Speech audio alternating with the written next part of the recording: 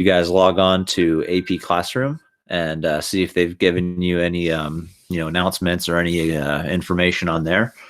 They haven't given me anything that I haven't shared with you yet. But yeah, if I were you, I would check your AP Classroom profile, log on to that if you haven't done it for a while, and see if there's any messages on there for you. I'm sure there are. So, all right, again, welcome folks. So let's start the day by going over the rubric. You should all be able to see my screen now. Oh wait, I think share. Okay. Cool. Now I'm sharing my screen. Excellent. So here we go, folks. Someone give me a verbal acknowledgement. My computer is acting kind of weird. Will someone verbally acknowledge that you can see my screen?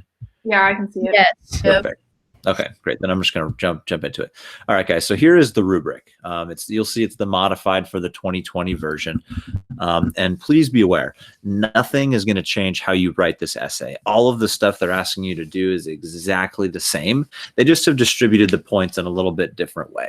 So we'll spend a little bit of time going through it. Here's the first 2 points. They're exactly the same, and you know how to get them. You get these in your first paragraph. Here's your thesis and your historical context. Nothing new at all about that first paragraph, guys. And that's what we spent a lot of time doing, and we'll do some more practice this week.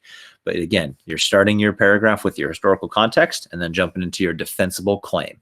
Maybe you're referencing your organizational categories, setting up the stage for what the rest of your essay is going to be about. But that nothing changes in that first paragraph, folks. Here's where you'll start to see a few changes in the evidence, but it's really, really, frankly, easy.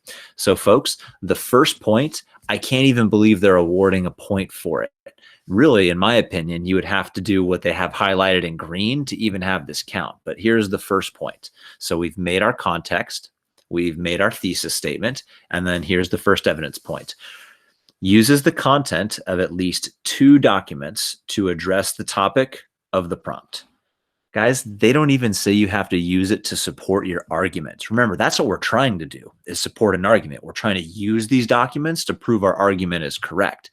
That first evidence point, you don't even have to do that to get that. They're giving that point out to people who are kind of struggling to make their argument. So a lot of people who struggle with their DBQ will get that point still, because they'll understand what the document is saying, but they're really just not making an effective argument. So a lot of people who aren't going to get a good grade are still going to get that first document point. So, and be aware, guys, there's 5 documents that they're going to give you. Used to be 7, now there's 5.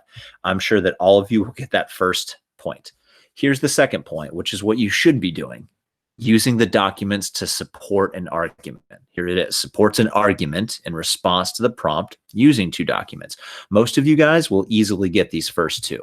Again, I can't even believe they're giving you a point for that first one. The whole point of the DBQ is to make a claim and defend it with documents. That second point, all you got to do is defend your claim with 2 documents, and you've got 2 points. Is that 2 different documents? Yes, of course. 2 different documents. They're giving you 5, and if you use 2 of them to support your argument, you're going to get 2 points. If you use 2 of them and you're even partially right about what they're, even if it doesn't support your argument, you're getting 1. But almost all of you guys are going to get that second point. Most of you are smart enough to use your documents to support your claim. You know that's what you're doing. So that 2 points, there you go. Here's how you get the third. You use 4 of the documents to support your argument. That should be really the goal for you guys, is to use 4 of them. You don't need to use 5. If you can, if it really helps you, go for it, but you don't need to. If you use 4 documents and they support your claim, that's how you get 3 points, folks. 2 of them should be relatively easy. That third one might be a little bit harder. And this is why it's so important, guys. If you're going through the documents, and you should probably only spend about 10 minutes, maybe 12 minutes looking at those documents. If you don't get what it's saying, don't even try to use it. If it doesn't make sense and you've looked at it for 60 seconds, I would move on and skip it, because I can still get 2 of those points. All right, here are the next 2. Remember how you used to get 1 point for evidence beyond the documents? I think this is easier for you guys. Some of you might think it's harder, but I think it's easier. They're now giving 2 points for evidence beyond the document. That's what these last 2 are. We have 5 evidence total. It's all the same stuff. They've just distributed the points differently, folks. We have 2 evidence beyond the documents points. There used to only be 1, and now there are 2. Does anyone have any questions on the evidence, these 5 different evidence points? Again, here's the bread and butter, guys. Don't even worry about this first one. second and third is what's important. If you use 2 that support your argument, you're getting 2 points. If you use 4 that support your argument, you're getting 3 points. If you use 2 pieces of evidence beyond the documents, you can get 2 more. So there's not really much analysis? No, there is. I've still got more. Got one more section. But are we clear so far? Cool. Here's where we get some analysis points, guys. You remember how we've been doing what I call FIA, like the purpose, historical context, intended audience, or author's point of view? And most of the time you guys do author's point of view. On the old rubric, you would get 1 point for doing that for 3 documents.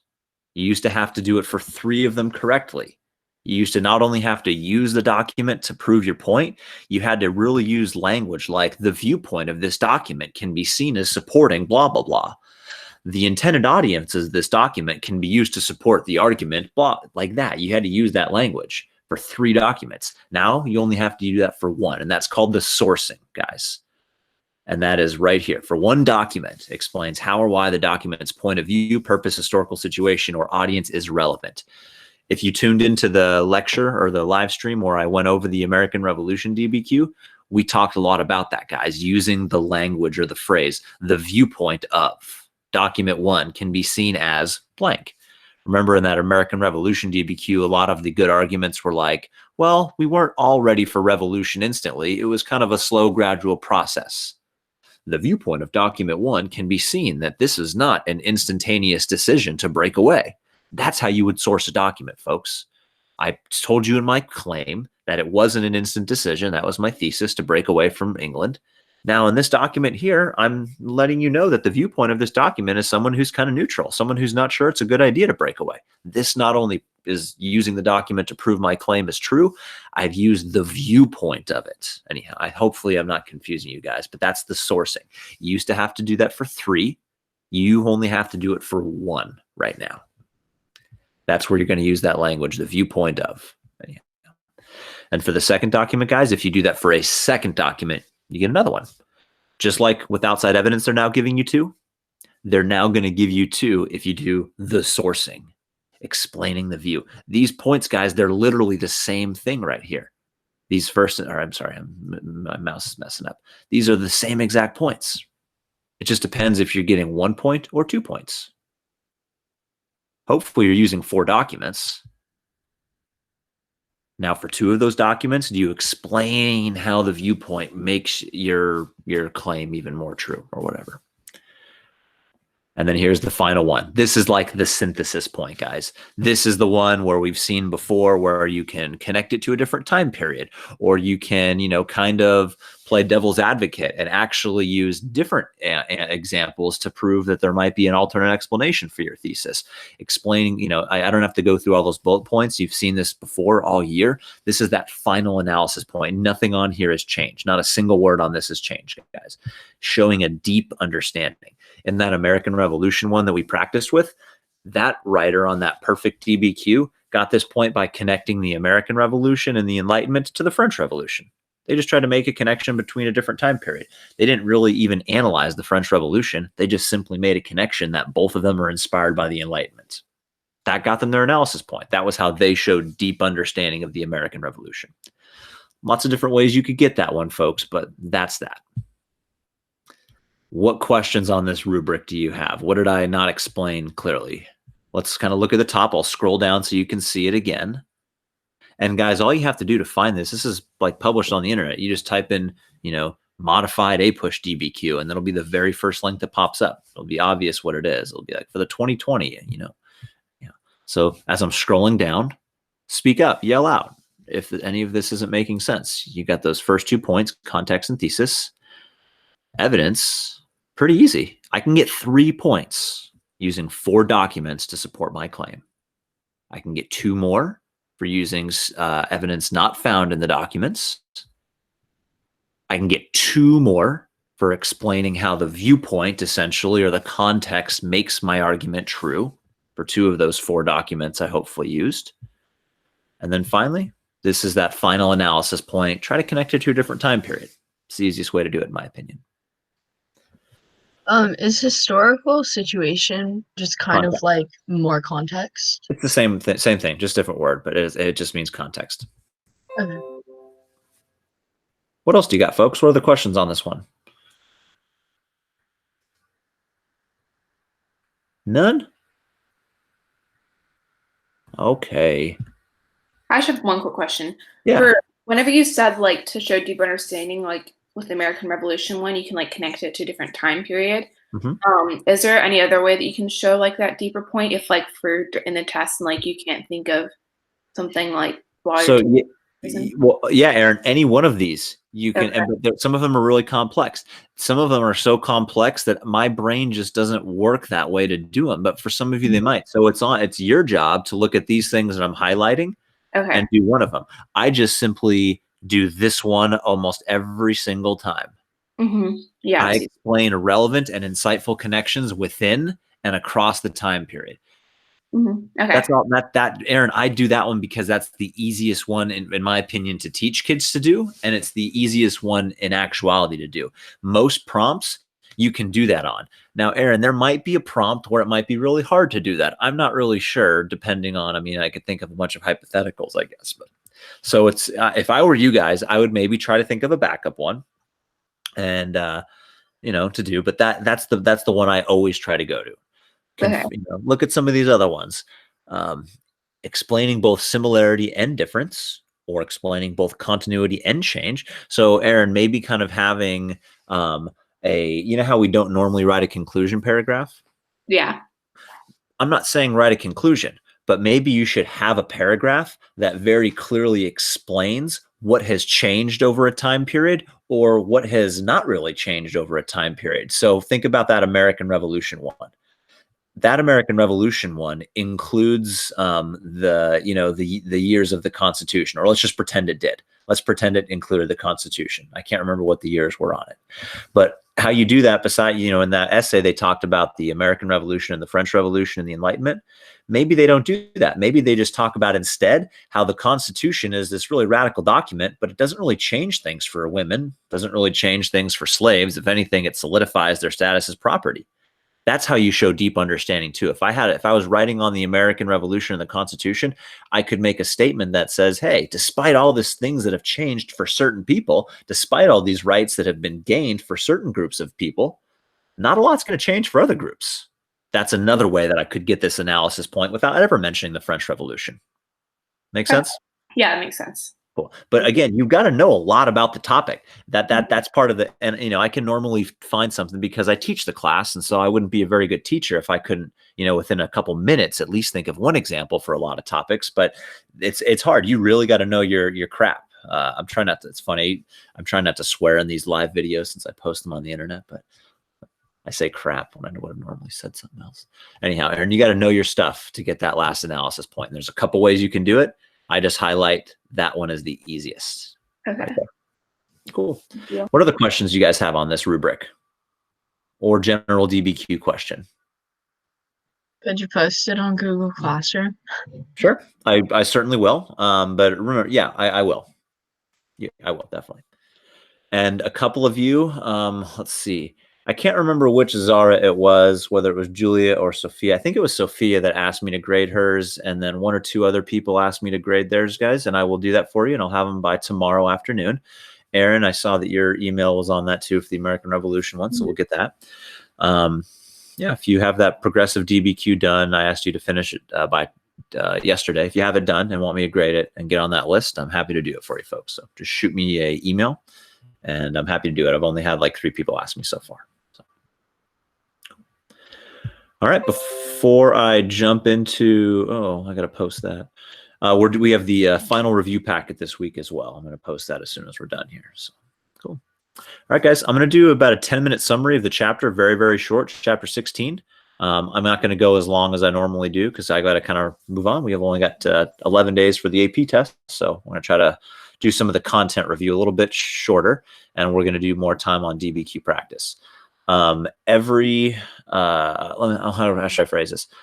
Starting, do you guys is anyone interested in a live session tonight?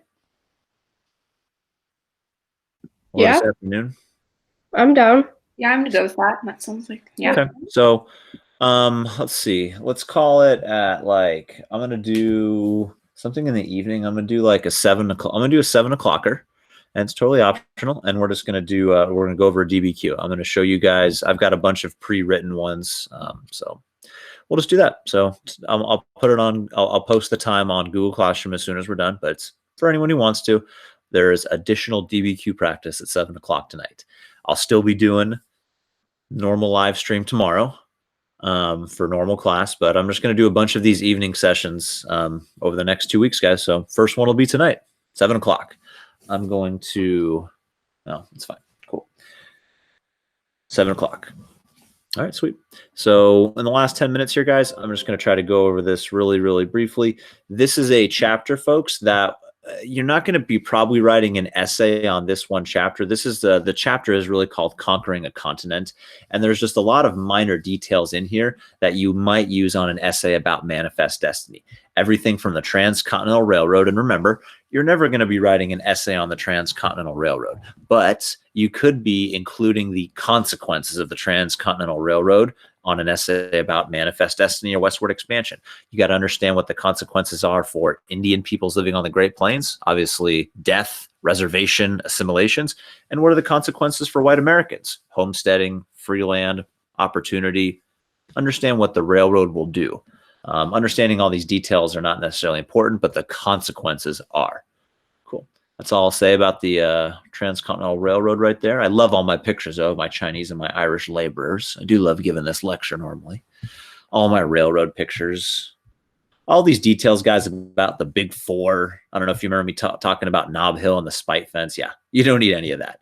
This is what's the most important, folks, here.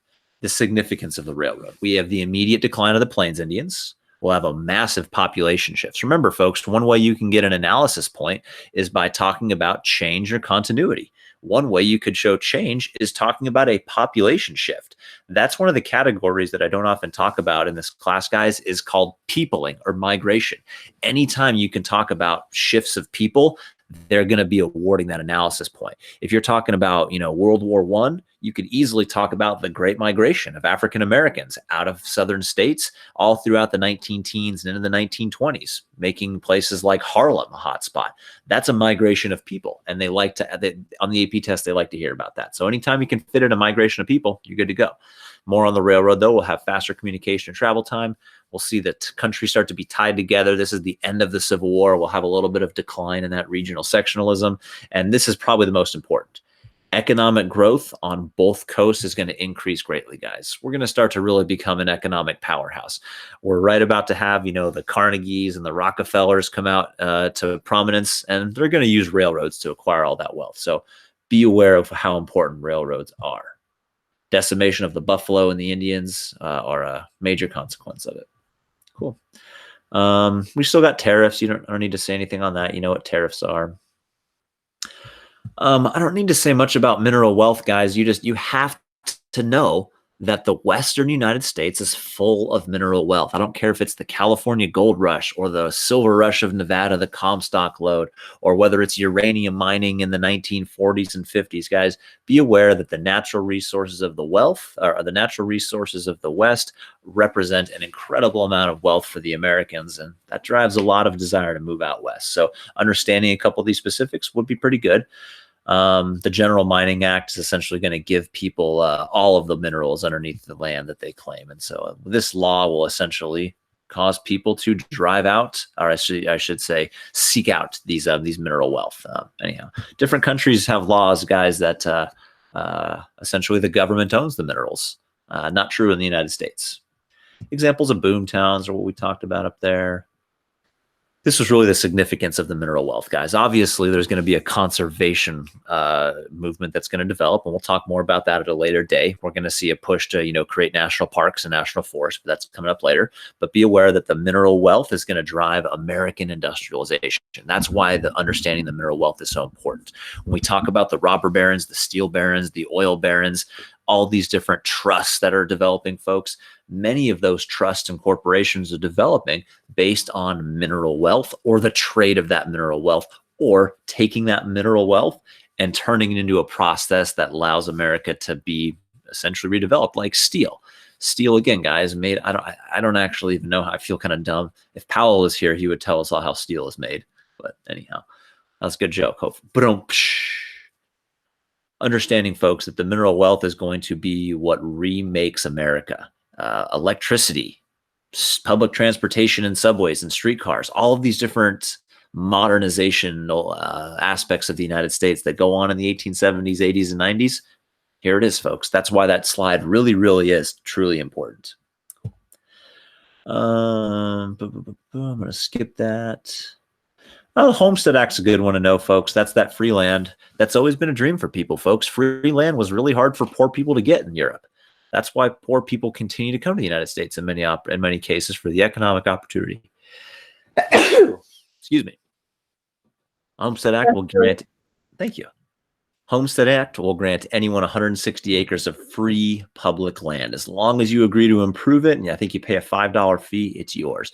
This will cause millions of Americans to flood west, guys, to fill up the Great Plains.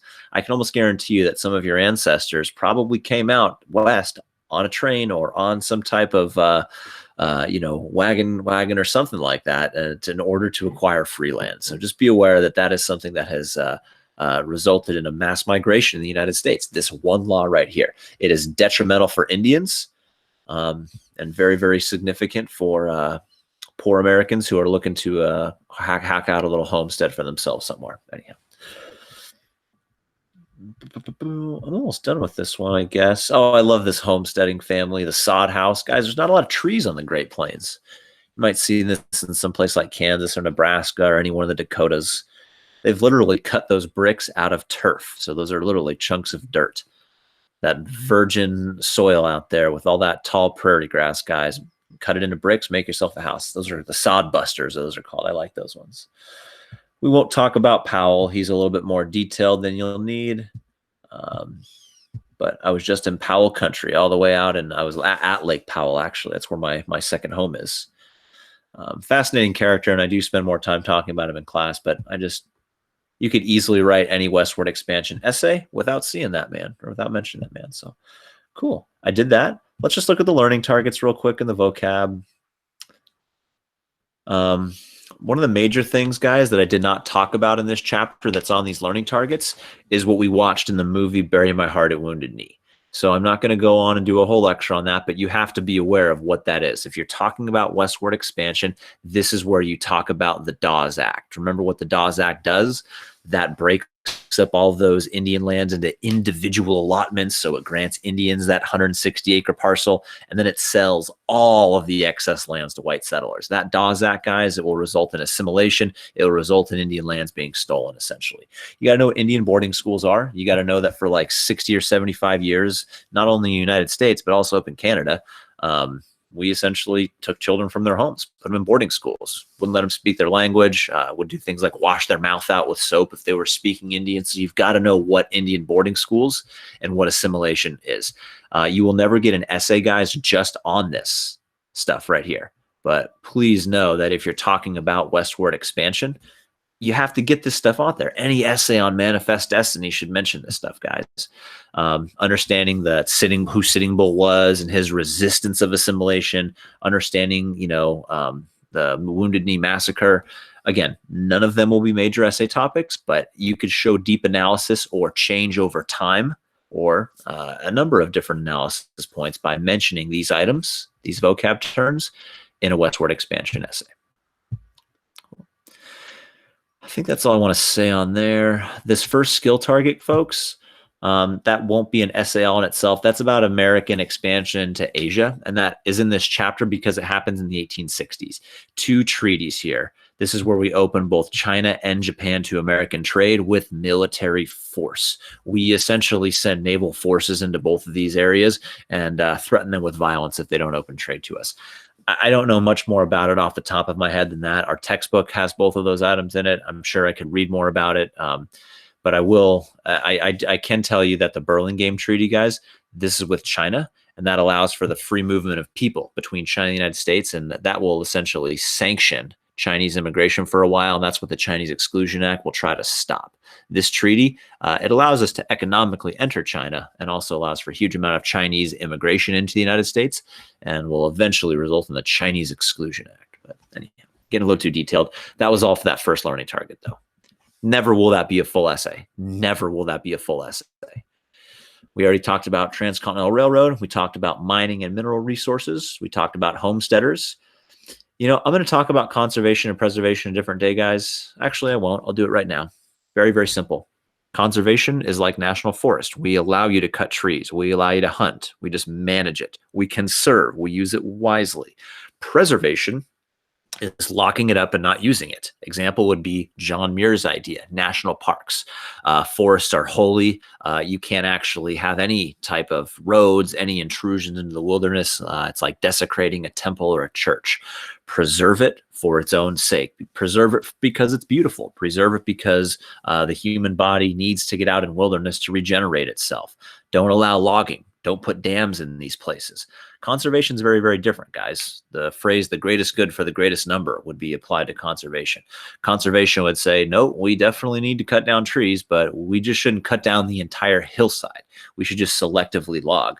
Well, we need to use some resources. We all have smartphones, so we need to just pick smart areas where the impact can be concentrated, and where our mining efforts will do the most economic, make the most economic sense. We shouldn't try to we shouldn't try to strip mine every piece of land just to see what's under it. We should wait until reserves are proven, and then we should mine them. Essentially, is what conservationists would say. Conservation and preservation are different. Conservation, wise use of resources. Preservation, lock it up, don't use it at all.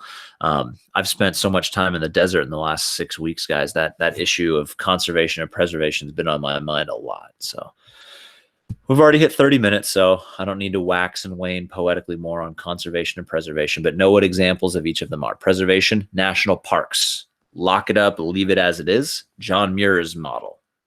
Conservation is like the Forest Service. Well, no, nature's good, and we need to conserve it and use it wisely, but we don't need to lock it up, not like those tree huggers want. That would be the National Forest Service, or a man named Gifford Pinchot's ideas. There are their names right up. Do I have them on here? Yeah, I got Pinchot. Gifford Pinchot, Forest Service, National Park Service, John Muir. Cool. Any questions before I stop recording and stop the screen share, folks?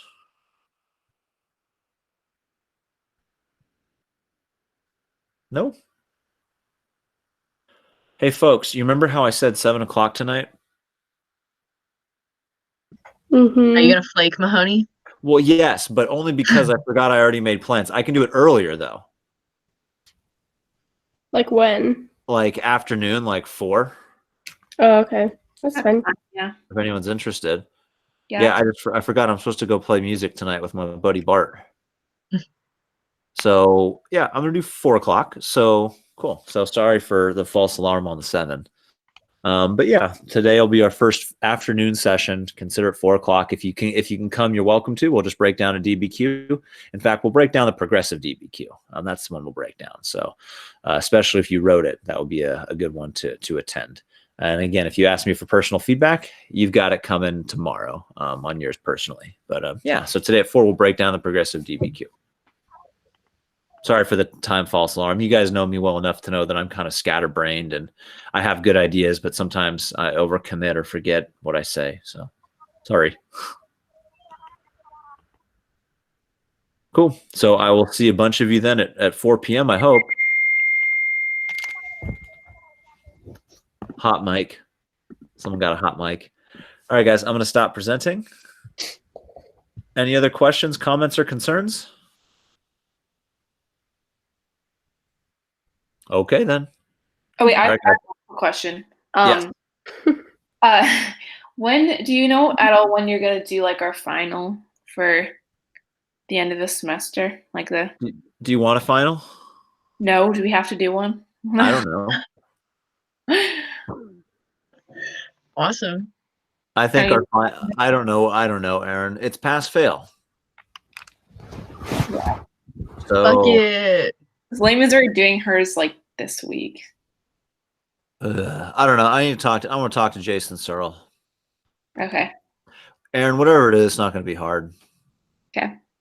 Whatever it is, I don't really think you need to worry about studying for. We will do it. Whatever it is, we will do it. You know how the AP test is on the 15th of May? Mm-hmm. We will do it that next week sometime, whatever it is. It's not going to require a lot of extra studying or anything, but we'll do it right after that, that week right there. Okay. Okay. Stand by, but yeah, should be nothing that you stress about or worry about. Look at there's all these chats going on that I didn't even see. Oh, cool. All right, guys, I'm out of here. I'm going to post the review guide and then post a link for 4 o'clock. And I'll hopefully see some of you at 4 o'clock. Yeah, Bye, thanks. everyone. Mahoney. All right, bye, Mahoney. Yeah. Bye-bye. Thank you. Thank you. Thanks, Mahoney. Well, again.